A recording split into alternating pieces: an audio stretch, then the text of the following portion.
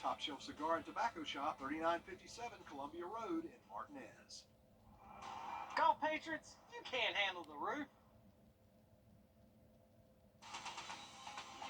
Live from Augusta, you're watching News 12 at 6 o'clock. The rain is almost gone, but the heat is back on. Your First Alert meteorologist, Emily Axon, will have more on the forecast this evening in just a moment. Good evening, I'm Hallie Turner. Before we get to weather, we are continuing to follow breaking news for people living in the Bamberg County area near the Edisto River Basin. Officials urged people yesterday to evacuate yesterday afternoon. Those water levels rose during all of this, so they issued a code red alert. That alert is still in effect this evening. But the big story for now is the heat for everyone, which could be good news for our eastern counties that were hit hard by Debbie. But Emily, it could be, really, really, really hot out this week. Yeah, it's definitely something that we need to still remember. It's still summer outdoors, and we need to be treating it as summer. We need to make sure they're staying hydrated, wear that sunscreen, because again, it is brutally hot out there today. We hit 102 for the feels like temperature here in Augusta, tracking a few of those isolated showers starting to pop up throughout our afternoon. That'll continue into our evening, but overall conditions should be much better as we go throughout the next couple of hours for us. So that's definitely some good news there. And as we continue throughout the rest of our week, we can expect to see those heat index values again reach the triple digits. Here's what tomorrow looks like. Heat index values starting off in the 80s, but once we get into the afternoon, we could see as high as 103. Again, this is the feels like temperature outdoors. Could see an isolated shower or two. And again, our rain chance is not completely out of the picture throughout the rest of the evening. Around 10 p.m. bumps up to about 30%, but just a small chance for those isolated showers. Hopefully we do not see any more down in our counties, down a little bit more in the southern part of the CSRA, but can't be ruled out completely. So stay tuned. I'll have a check on your full forecast, and there's some things going in the tropics as well. I'll update you guys on coming up. Authorities say a Georgia State Patrol corporal is on administrative leave after his arrest in connection to a domestic violence incident. Austin Wynn from Harlem, Georgia, was arrested Thursday. Warrants say that a verbal fight turned physical when his wife threw a wooden bowl at him. Caused him to fall. As she was walking away, the report says he hit her in the head. He is charged with family violence and was released on a $500 bond. Marie Wynn was arrested on the same charges and released on the same bond conditions. And 2 people have died in a vehicle accident this morning in Aiken and Orangeburg County, which makes for 4 traffic-related deaths in the last several days in these counties. Aiken County Coroner's Office says 38-year-old Larry Priester from Barnwell died in a single car accident on Edgefield Highway this morning. The South Carolina Highway Patrol says it went off the right side of the road and crashed. And over in Orangeburg, also this morning, the driver of a 1998 Chevy Blazer died in an accident on Charleston Highway. It ran off the right side of the road, hit a tree, then went back onto the road and landed on the left side of the road. Both presidential candidates are on the campaign, and a South Florida man has been sentenced for attacking a Muslim postal worker last year. 47-year-old Keith Pinckney was sentenced to 37 months in prison, followed by 3 years of supervised release.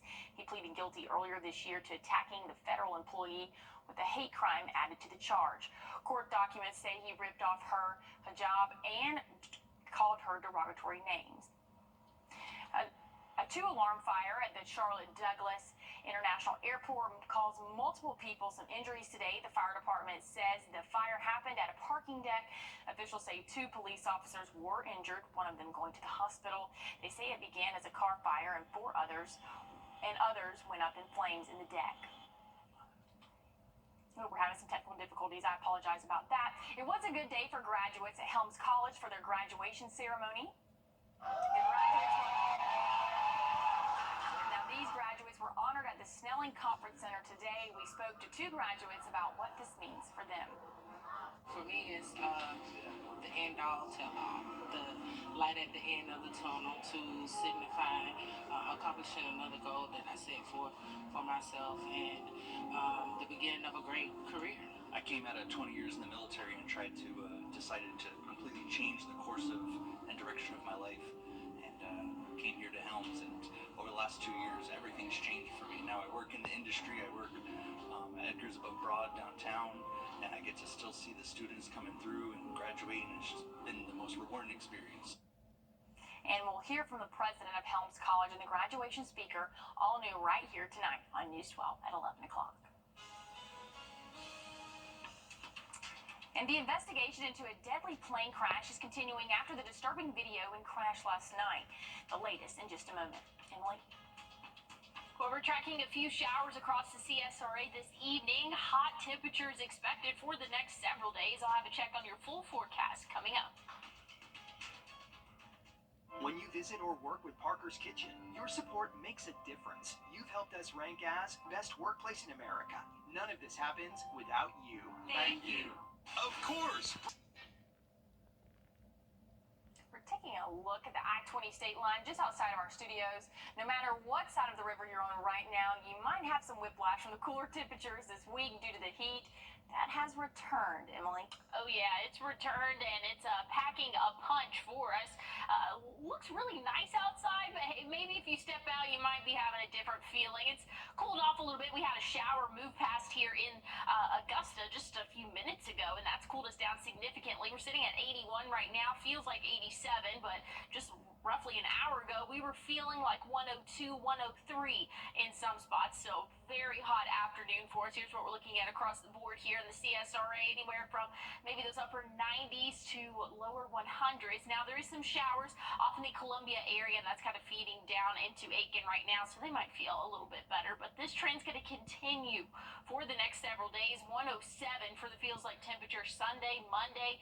Tuesday will drop down to the feels like 105, and then we'll see those upper 90s for the feels like temperatures once we get into Wednesday. So summer is still here. We had a very wet weather pattern over the past couple of days, but summer has not gone anywhere. We are still feeling the heat as we go throughout this week in August. But here's what we're looking at current radar wise. We're seeing those heavier showers, like I said, in the Columbia area, Aiken as well.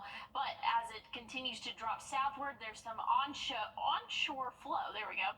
And that can meet with some of these thunderstorms and produce some heavier showers here again in the Burt County, maybe Barnwell County area as well. And they definitely do not need to see any more rainfall for us. They have that flood warning out for portions of Bamberg and Orangeburg counties until 7:30 tonight. So make sure if you are in those areas, you're staying indoors. That's really the best thing to do right now. Those afternoon showers and thunderstorms again possible throughout the rest of the evening. Overnight, I think will be relatively calm. We'll be in the 70s for the overnight lows. Tomorrow, we could see a pop-up shower or two around sunset, but overall, conditions are going to be mostly dry for your Sunday. So if you want to have a pool day tomorrow, definitely going to be a great day to do that. But make sure that you are staying hydrated. A very hot day in store for us. And speaking of rain totals, we have had crazy rain totals over the past couple of days with Tropical Storm Debbie, but looking at what we're expecting over the next 7 days, anywhere from half an inch to maybe 2 inches in some spots isolated. But overall, it's really not looking too bad in terms of, I mean, this is 7-day totals. So just a nice afternoon shower or two can be expected. And I know we're kind of done talking about the tropics, but we have something else to talk about. There is an area of disturbance here, tropical wave, if you will, off the coast of Africa here. And that's something that we'll have to monitor as it has the potential to form and track northward, bringing that track a little bit closer to us here in the CSRA. It's going to track north and west, so has about a 50-60% chance of becoming a named storm. So something that we'll have to keep an eye on. Temperatures will drop off a little bit once we get into the middle and end of next week. We'll be in those upper 80s for us, but afternoon showers definitely going to be possible. Overnight lows anywhere from those middle to lower 70s this week. A passenger plane carrying 62 people crashed in Brazil yesterday afternoon, killing. And the bugs are coming out. We have advice on dealing with them without taking some of those insects away coming up in just a moment. First Alert Radar, powered by Jim Hudson Automotive Group.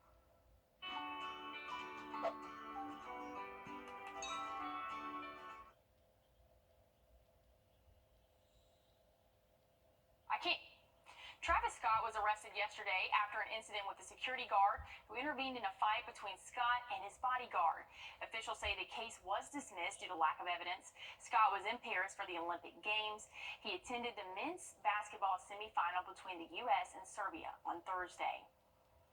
And the bugs are coming out, and Atlanta is a huge spot impacted by the insects. Joshua Skinner has more on pest control solutions without killing the helpful insects. August means peak bug season. It's got to be. Tuxedo Mosquito Control and Robert Pittman are super busy. And nothing is peskier than the mosquito. The mosquito is actually the world's deadliest animal.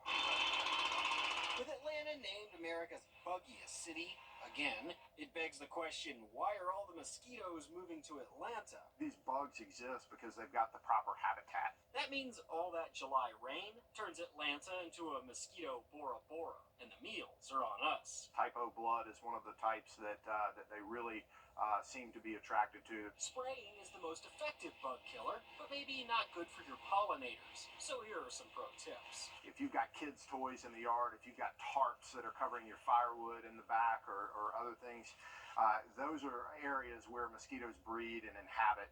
Up in Marietta, Angel Garcia is not surprised at Atlanta's dubious spot atop the rankings. His business, Mayday Pest Control, has seen the same problems. Stagnant water is your worst enemy. He has clients who sometimes want a more organic approach. There are greener options. The good news, bugs of all kinds will start to dissipate within the next month, but it's always good to have pest control on speed dial, because these buggers never really take a vacation. We make a great argument for being recession-proof. And even here with all of the rain and now the heat, we'll likely have more bugs as well.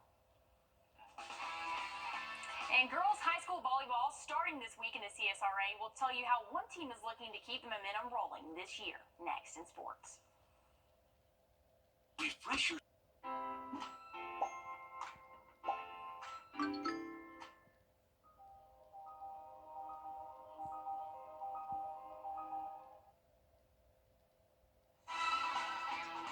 on your sideline. Well, high school football is just around the corner, but high school volleyball is already here. 9 schools, including several from right here in the CSRA, competing at Lakeside today to kick off their seasons. Now, it's no secret that the host school is looking to make it back-to-back Region 2 titles this season. Lakeside brings several seniors and multiple seasoned players on this year's team, but repeating as region champs isn't a guarantee for the Panthers. While the talent is surely there, head coach Scott Newland recognizes the other teams in the CSRA that could give his team headaches this season. South Aiken won the state championship last year. And of course, we got North Augusta and Aiken, but here in town, ARC has a tremendous program, and they've got a very good team this year. Greenbrier is always in there, and our biggest rival and our toughest competition. So it's nice. We don't have to play them today, but we will see them during the year. So yeah, it's exciting to have some competition, and we don't have to travel an hour and a half, 2 hours every time we want to play somebody. Now moving from the high school level to the world stage level, today the U.S. women's national team solidifying themselves as the best women's soccer team on the planet. This is the U.S. taking down Brazil 1. Now that's Joseph Dorwin. We welcome him from the News 12 team. But the Iowa State Fair crowned its biggest pumpkin Friday. It's a massive event. A total of 17 pumpkins faced off in the big weigh-in. The winner pumpkin was 1,294 pounds. Wow. The farmer's son-in-law says it only took over a year to grow the giant crop. It's not a surprise, as this is the second time he won the first place at the state fair. His son-in-law says the secret to his success is mostly water and keeping a shade cloth on them to keep them cool. Mostly water and keep a shade cloth on them, keep them cool. How do you feel about putting Bloomfield on the map here at the fair? Oh, it's awesome. It's good for a small town, so yep, we like it, don't you? You know, Emily, I really can't grow anything. I did have a plant at my apartment when I first moved in, and it's dead and has been dead since I moved here 2 years ago. So I haven't really tried to grow any flowers or anything since. I don't think a pumpkin is coming after that. Well, I was going to say we don't have a green thumb between the two of us because I had some succulents, which are supposed to be super easy to take care of, and mine got mold on them. Ew. How does that happen? With all this rain, I don't know that we would be able to keep anything alive anyway. Yeah, that's true. Yeah, it would not be good. But also, just talk about pumpkins right now. Like, Man, look at that's that. crazy. Especially crazy to think about with the heat that we're still having right now. Today, we reached 102 for those feels-like temperatures, at least here in Augusta. Other spots were well past that 100-degree mark. 106 over in Evans this afternoon, 103 in Edgefield, Aiken, 108 for those feels-like temperature. That's going to be the same story for your Sunday and Monday, even into Tuesday as well. Now, once we get into Wednesday, some showers will move in. That'll bring us down a little bit, and temperatures will kind of cruise in those upper 80s starting Wednesday, and that'll last into the weekend. We can expect to see some isolated showers possible really every afternoon, but those afternoons that you see the 30% chance for that Sunday, Monday, Wednesday, and Saturday, that's just a greater chance to see those afternoon showers. But it's still summertime. We can still expect those pop-up afternoon showers and thunderstorms. Overnight lows, though, starting to dip off a little bit, will be right around 70 for the end of this week and into the weekend. Stick around, don't go anywhere. We have more news, weather, and sports, all new right here tonight on News 12 at 11 o'clock. Aiken, iMart Express is coming soon to your neighborhood.